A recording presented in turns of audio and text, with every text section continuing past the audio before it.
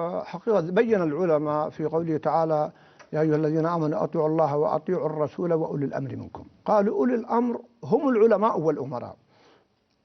أجمع المفسرون على أن العلماء هم ولاة أمر مقصودون بهذه الآية، واختلفوا هل يدخل الحكام فيها أو لا، ولكن أقول القول الراجح في هذه المسألة نعم، أن الحكام أي الأمراء يدخلون في ولاة الأمر، وبهذا يكتمل هذا الجانب. الثاني، وهي نقطة أشار إليها شيخنا الشيخ ابن عثيمين لفتة جميلة، يقول إن ولاة الأمر ليس هم فقط هم الحكام أو العلماء الرسميين.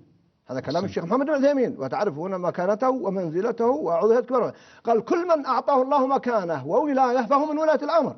يقول: إذا وجدت عالما على منهج صحيح ويتبعه أناس ويأخذون منه وإن لم يكن له وظيفة فهو من ولاة الأمر، يجب أن يعامل كما يعامل ولاة الأمر. وهذا الآن نشاز مع كل أسف موجود الآن، كأن ولاة الأمر فقط مقصود من جهة، أو العلماء الرسميين هم الذين يتحدثون غيرهم يجب أن يسكت، وهذا غير صحيح. بل إن الحقوق متساوية، والله سبحانه وتعالى عندما تحدث عن هذا وأولي الأمر منكم لم ينصبها بأحد له مسؤولية أو غيره. صحيح الذين لهم مسؤوليتهم أكبر والحمل عليهم أعظم ولا شك، لأن ولي الأمر أسند إليهم مهمات أكثر من غيرهم، لكن الآخرين أيضا لهم وعليهم.